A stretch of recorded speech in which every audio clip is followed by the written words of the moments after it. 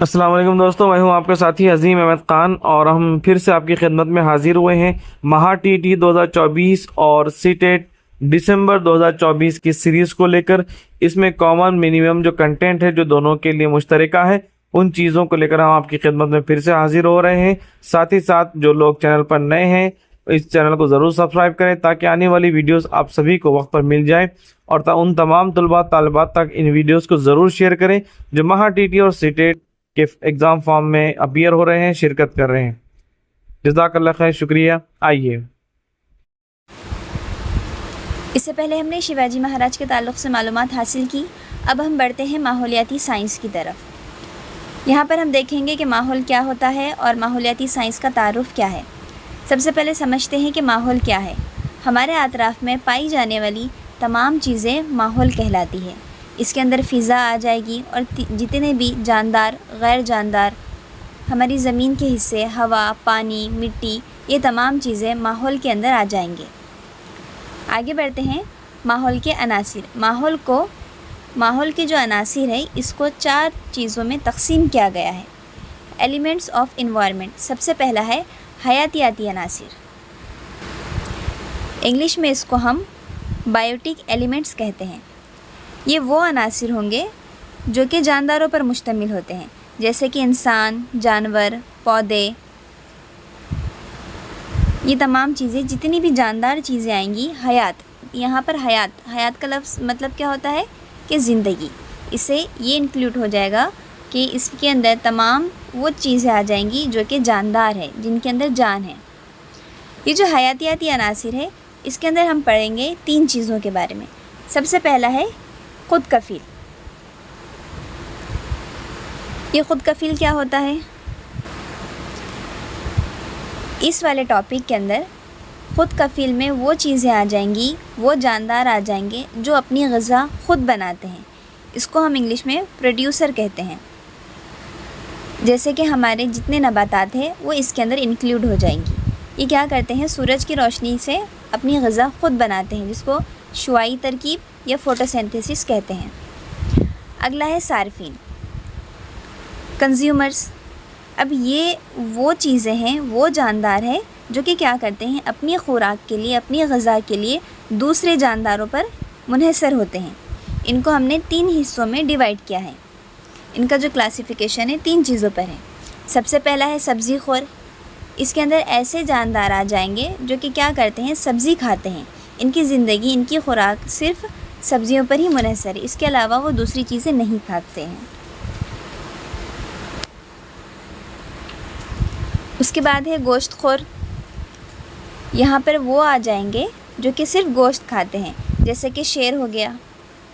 फिर इसके बाद में है हिमा ख़ोर। इनमें वो जानदार आ जाएंगे जो कि क्या करते हैं? सब्ज़ी और गोश्त दोनों खाते हैं, जैसे कि इंसान। फिर उसके बाद में जो तीसरा पॉइंट है तहलील कुंदा। अब ये क्या है? डिकम्पोज़र हम इसको कहते हैं। ये वो मखलूक़ है जो कि क्या करती है? मुर्दा जो जानदार होते हैं, जब वो मर जाते हैं जानदार, उनको तहलील करके मिट्टी में मिला देती है, जैसे कि बैक्टीरिया हो गए, फंगस हो गए, और ये तमाम चीज़ें क्या करते हैं? जो ग़िज़ाई अज्जा रहते, दोबारा उसको माहौल में शामिल कर देते हैं। अगला है गैर हयातियाती अनासिर। ऐसे अनासिर जो कि गैर जानदार हैं। इसके अंदर वो चीज़ें आ जाएंगी, कौन कौन सी? हवा, पानी, मिट्टी, दर्जे हरारत, धूप, मादनियात, ये तमाम चीज़ें आ जाएंगी गैर हयातियाती अनासिर में। सबसे पहले हम दर्जे हरारत को पढ़ेंगे। दर्जे हरारत क्या है? टेम्परेचर। कोई भी इलाक़ा है, उस इलाक़े में जो हयातियात होती है, उनकी बक़ा के लिए, उनकी नशोनुमा के लिए दर्जे हरारत बहुत ज़्यादा ज़रूरी होता है। अगला है पानी। पानी हर जानदारों के लिए ज़रूरी है, जितने भी जानदार हैं, चरिंद, परिंद, इसमें हमारी नबातात और हैवानात दोनों आ जाएंगी। इन तमाम को क्या होती है? पानी की ज़रूरत होती है। फिर देखते हैं हम रोशनी। सूरज की जो रोशनी है वो क्या करती है? तवानाई मुहैया करती है हमको, जिसकी मदद से जितने पौधे हैं वो क्या करते हैं? अपनी ख़ुराक बनाते हैं। और ये ज़मीन के लिए हयातियाती जितने भी अमल हैं, इनमें एक सबसे अच्छा सबसे अहम उनसर रोशनी है। अगला है मिट्टी। मिट्टी के जो अज्जा हैं जैसे कि मादनियात है, ये क्या करती है, और इसके अलावा जो ग़िज़ाई अज्जा है जो मिट्टी में मौजूद होते हैं जिसको हम ज़मीन की ज़रख़ेज़ी कहते हैं, ये पौधों की नशो नुमा के लिए बहुत ज़्यादा ज़रूरी है। अगला है हवा। अब हवा में जो हमारे गैसेस मौजूद हैं इनमें ऑक्सीजन और कार्बन डाइऑक्साइड ये ज़्यादा ज़रूरी है, क्योंकि जितनी हयातियात है वो सांस लेने और जो फ़ोटोसिंथेसिस का अमल है यानी कि शुआई तरकीब, इसमें अहम किरदार अदा करता है। अगर हम नबातात की बात करें तो नबातात क्या करती है कि कार्बन डाई जो ऑक्साइड है उससे फ़ोटोसिंथेसिस का अमल होता है, यानी कि वो उसको जज़्ब करती है और हमारे लिए ताज़ा ऑक्सीजन मुहैया करती है। और जितने इंसान हैं ये क्या करते हैं कि ऑक्सीजन को लेते हैं और कार्बन डाइऑक्साइड का इखराज करते हैं। इसी के साथ साथ हम यहाँ पर आलूदगी को भी देखेंगे। हवा की जो आलूदगी होती है उसको हमको कम करना है। इसके लिए जो सबसे पहला काम है वो यही है कि शजरकारी हम ज़्यादा से ज़्यादा करें, ज़्यादा से ज़्यादा दरख्त लगाएं, ताकि हवा में जितनी भी ख़राब गैसें जो हमारे लिए मुज़िर हैं उनके अंदर कमी पैदा हो। आलूदगी का ख़ात्मा करें और इसी के साथ साथ जितनी भी चीज़ें हमारे माहौल को नुकसान पहुंचाती है, आलूदगी होती है, चाहे वो हवा की आलूदगी हो, मिट्टी की आलूदगी हो या पानी की आलूदगी हो, ऐसी चीज़ें, ऐसी ज़राए जो हमारे माहौल को नुकसान पहुंचा रही है उनका इस्तेमाल कम से कम कर दें और धीरे धीरे आलूदगी को ख़त्म करने की कोशिश करें। पानी के ताल्लुक़ से अगर हम एक और बात नोट करें तो वो ये है कि पानी का जो चक्कर है यानी कि हमारा जो वाटर साइकिल है वो किस तरह होता है। ये देखिए यहाँ पर इस तस्वीर में आप लोग देख सकते हैं, इसमें वाटर साइकिल, पानी का चक्कर, आबी चक्कर हम जिसको कहते हैं, वो दिखाया गया है। क्या होता है इसमें? ये प्रोसेस एक ऐसा अमल है, अगर हम इस तस्वीर को गौर से देखें तो हमको बहुत अच्छे से समझ में आ जाता है।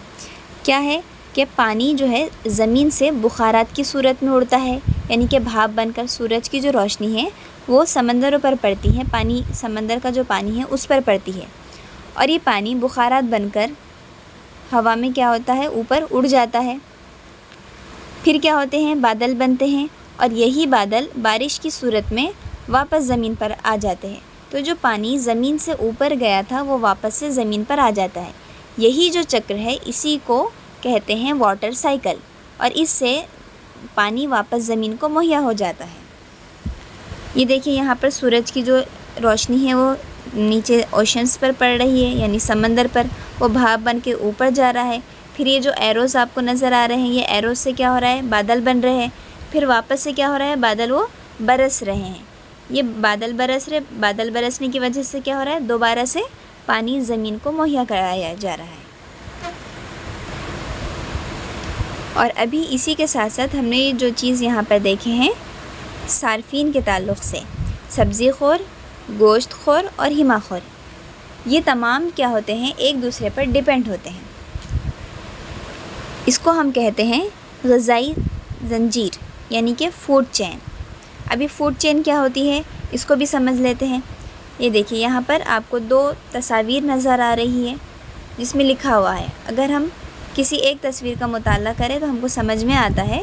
सबसे पहले हम इसको देखेंगे कि यहाँ पर क्या है, एक ये वाला फर्स्ट वाला सर्कल देखिए, इसमें क्या हो रहा है कि सूरज की रोशनी क्या हो रही है, ग्रास पर, इसमें क्या हो रहा है कि सूरज की रोशनी क्या हो रही है, ग्रास पर पड़ रही है, घास पर, जिसको यहाँ पर प्रोड्यूसर कहा गया है। फिर उसके बाद में ये घास के ऊपर कौन आ रहे हैं, टिड्डे आ रहे हैं जो कि क्या कर रहे हैं, इस घास को खा रहे हैं। टिड्डों को खा रही है मेंढक। फिर मेंढक को कौन खा रहा है, सांप खा रहा है।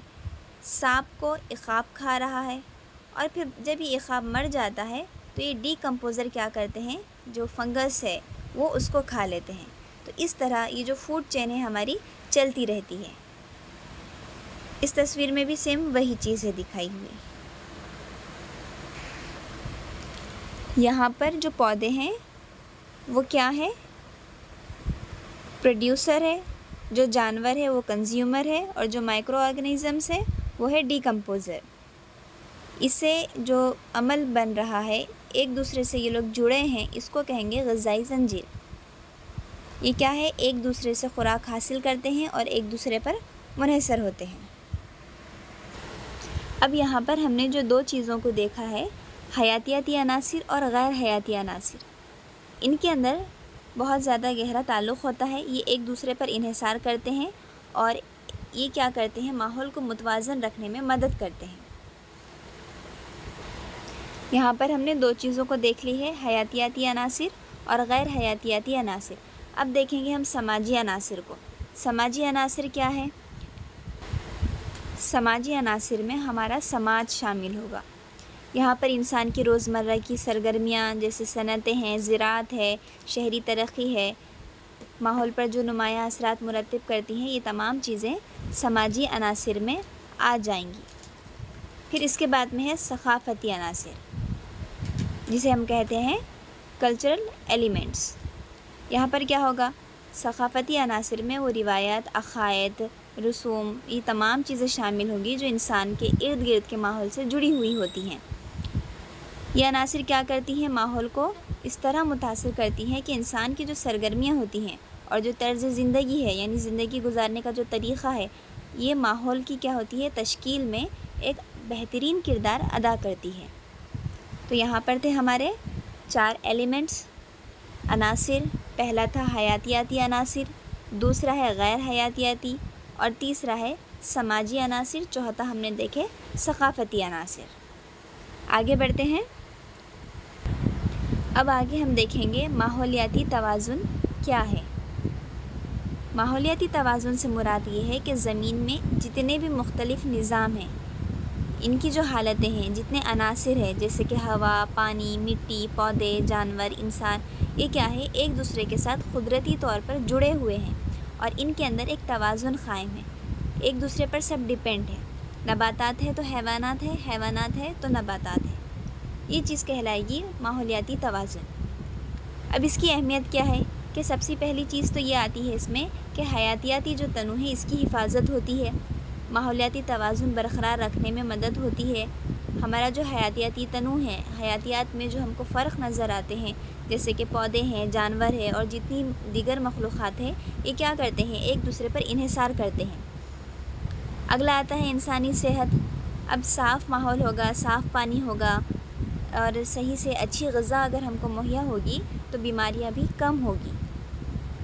उसके बाद में है आबो हवा और इनका जो इस्तेहकाम है, यानी कि हमारे जो माहौलियाती तवाज़ुन में जो मौसम है, ये आबो हवा क्या करती है? उसको कंट्रोल करती है। अगला देखते हैं कि कुदरती वसाइल का जो तहफ़्फ़ुज़ है वो भी होता है, जैसे कि जंगलात है, दरिया है, समंदर है। ये तमाम चीज़ें क्या है? माहौल का जो तवाज़ुन है, इसके बगैर नहीं रह सकते। इससे हमारे माहौल में क्या होता है? तवाज़ुन बरक़रार रहता है।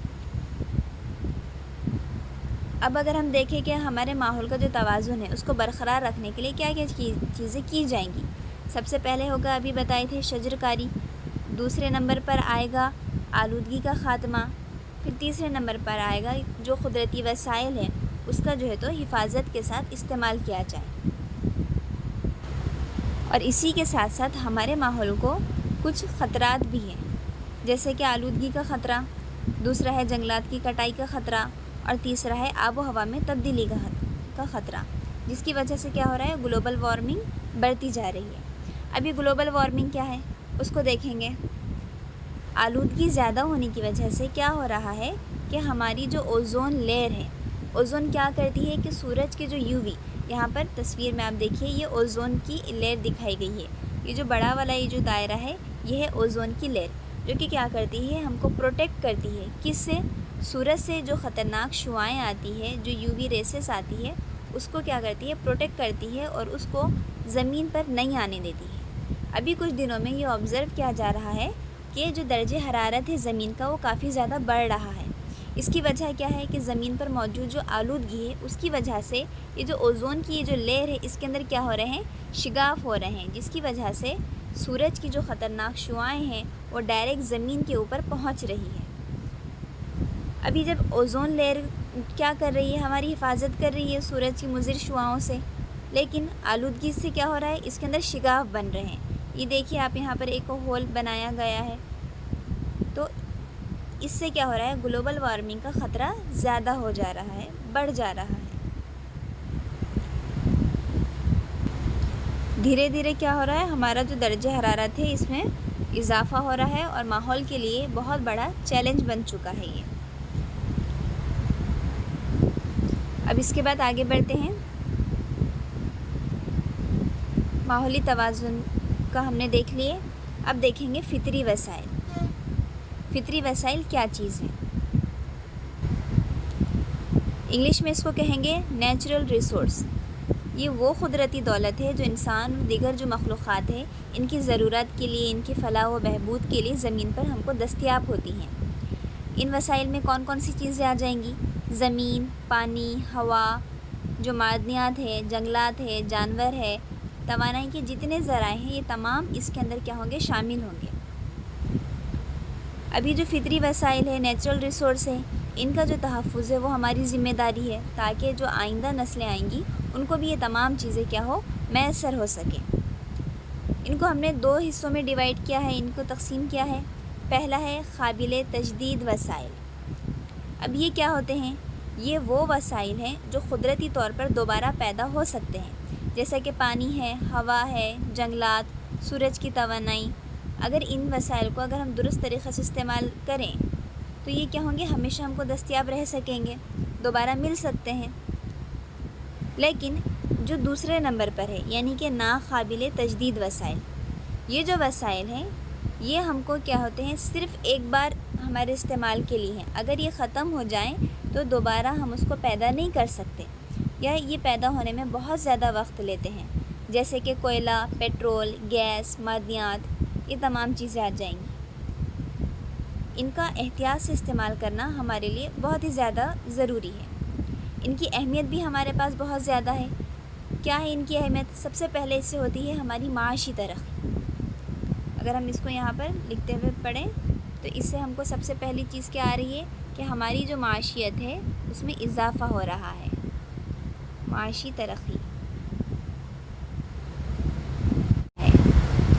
माशी तरक्की। जितने भी कुदरती वसाइल है इसकी फराहमी से हम क्या करते हैं, किसी मुल्क को लेन देन करते हैं, एक्सपोर्ट इंपोर्ट का हमारा काम होता है, जिसके वजह से हमारे मुल्क की जो माशियत है इसके अंदर हमको दुगना इजाफ़ा होता है, माशियत बढ़ती है। मादनियात है, जंगलात है, जो ज़राती ज़मीन है, सनती पैदावारें हैं, ये तमाम हमको क्या होती है, इसमें इजाफ़ा हो जाता है। सेकंड नंबर पर आएगा ज़िंदगी का तसलसल। अब ये ज़िंदगी का तसलसल क्या है कि पानी, हवा और ज़मीनी तमाम चीज़ें जो कुदरती दौलत है, इसके बग़ैर ज़िंदगी का वजूद मुमकिन ही नहीं है। साफ़ पानी, ताज़ा हवा और जो ज़राई पैदावार है ये इंसान की ज़िंदगी के लिए बहुत ही ज़्यादा ज़रूरी होती हैं। फिर तीसरे नंबर पर यहाँ पर आता है माहौली तवाज़ुन, जो कि अभी हमने बताए थे। क्या था? ये जो फ़ितरी वसाइल है इनका जो तहफ़्फ़ुज़, अगर हम जो ज़मीन का माहौल है, ज़मीन के माहौल को अगर हमको बरक़रार रखना है, निज़ाम को सही रखना है, तो इसके लिए और जितने भी मखलूक़ात है ज़मीन के ऊपर मौजूद दूसरी जो मखलूक़ात है, इन तमाम के लिए ज़रूरी है कि जो माहौल का तवाज़ुन है वो क्या हो, बरक़रार रह सके। अभी जो फ़ितरी वसाइल है इनका तहफ़्फ़ुज़ हम कैसे करें? इनके तहफ़्फ़ुज़ के लिए सबसे पहले है पानी का तहफ़्फ़ुज़। पानी का तहफ़्फ़ुज़ में क्या आ जाएगा कि पानी की बचत करेंगे, आलूदगी से बचाव के लिए इक़दामात उठाएंगे, साफ़ पानी जो है तो सबको मैसर करेंगे, पानी को ज़ाय नहीं करेंगे, जितने भी पानी के ज़राए हैं उनका अच्छे से हिफाजत से इस्तेमाल करेंगे। दूसरे नंबर पर आ जाती है शजरकारी और जंगलात का तहफ़्फ़ुज़। जितने भी जंगलात हैं उनको क्या हम फेफड़े कहते हैं। ब्राज़ील में जो अमेज़न दरिया है उसके अतराफ़ में जो जंगलात है उसको दुनिया के फेफड़े कहा जाता है। तो हमारे लिए जो हमारे दरख्त है वो क्या कर रहे हैं, हमको ऑक्सीजन मुहैया कर रहे हैं। इसीलिए हमें हमारा क्या हो गया, एक ज़रिया हो गया ऑक्सीजन पैदा करने का। ये जंगलात का कटाव हमको रोकना है, ज़्यादा से ज़्यादा दरख्त लगाना है, ताकि जो फ़ितरी वसाइल है, नेचुरल रिसोर्स है, इसका हम क्या कर सकें, तहफ़्फ़ुज़ कर सकें। अगला आता है तीसरे नंबर पर काबिल तजदीद तवानाई का इस्तेमाल। अब ये काबिल तजदीद तवानाई क्या है? ये वो है जो सूरज के ज़रिए, हवा के ज़रिए और पानी के ज़रिए हम बनाते हैं। बहुत सारी आपने पनचक्कियाँ देखी होंगी, बहुत सारी टरबाइन देखे होंगे, विंड टरबाइन, जिसमें इस तरीके की पत्तियाँ लगी होती है और हवा के ज़रिए करंट बनाया जाता है। इस तरह की चीज़ें हम क्या करें, इस्तेमाल करें, ताकि जो कोयला है, पेट्रोल है, इन चीज़ों पर इन्हिसार कम से कम किया जा सके। फिर अगला जो इक़दाम हमको लेना है वो ये है कि आलूदगी का ख़ात्मा। फ़िज़ाई, आबी और ज़मीनी ये जो आलूदगी होती है, ये क्या करती है, हमारे क़ुदरती वसाइल को बहुत ज़्यादा मुतासिर करती है। अगला है क़ुदरती वसाइल का मुस्तहकम इस्तेमाल। क़ुदरती वसाइल को जो ज़ाय करने के बजाय हमको ये सोचना चाहिए कि ये चीज़ें हमको सिर्फ़ एक बार मिली, इसका हम बहुत मुस्तहकम तरीक़े से, बहुत दुरुस्त तरीक़े से इसको इस्तेमाल करें। अब इसके फ़ायदे क्या क्या होंगे हमको, अगर हम इन तमाम फ़ितरी वसाइल को अच्छे से इस्तेमाल करते हैं तो इसके फ़ायदे हमारे लिए क्या क्या हैं। पहला है कि मुस्तक़बिल की नस्लों के लिए वसाइल फ़राहम किए जाएंगे। दूसरा होगा कि जो माहौल में जो तब्दीलियाँ हो रही है उनसे बचाव होगा। और तीसरे नंबर पे हमको इसका फ़ायदा ये मिलता है कि जो माशी और जो समाजी इस्तेहकाम है, इसके अंदर हमको बहुत ज़्यादा तरक्की मिलेगी। जैसे कि जो क़ुदरती वसाइल में हम अगर तहफ़्फ़ुज़ करते हैं तो माशी तरक्की होगी, समाजी तरक्की होगी। इस तरह हम धीरे धीरे करके आगे बढ़ते रहेंगे। अगर हम इसको कुछ चंद लफ्ज़ में अगर समेटना चाहें तो ऐसा कह सकते हैं कि फ़ितरी वसाइल इंसान और जितनी भी मखलूक़ात है, इन सब की ज़िंदगी के लिए एक बुनियादी ज़रूरत है। इनका तहफ़्फ़ुज़ हर फ़र्द की ज़िम्मेदारी है। हमें अपने माहौल का ख़याल रखना चाहिए, इनके जो वसाइल हैं उनको बचाने चाहिए और उनको बचाने के लिए इक़दामात भी उठाने चाहिए, ताकि दुनिया में ज़िंदगी का तसलसल क्या हो, बरक़रार रह सके। तो ये था हमारा माहौली साइंस, जिसको हमने यहाँ पर पढ़ा। थोड़ा सा रिवाइज़, क्या क्या माहौल को देखा, माहौल के अनासिर देखे, जिनमें हयातियाती अनासिर, गैर हयाती अनासिर, समाजी अनासिर और सक़ाफ़ती अनासिर को देखा। फिर है माहौल का तवाज़ुन और इसकी अहमियत, फ़ितरी वसाइल, और यहाँ पर हमने फूड चेन और वाटर साइकिल और जो ओज़ोन की वजह से जो ओज़ोन लेयर है और ग्लोबल वार्मिंग का जो चीज़ें ख़दशा है बढ़ता जा रहा है, उन तमाम चीज़ों को हमने यहाँ पर देखा है। Subscribe now and press the bell icon. Never miss an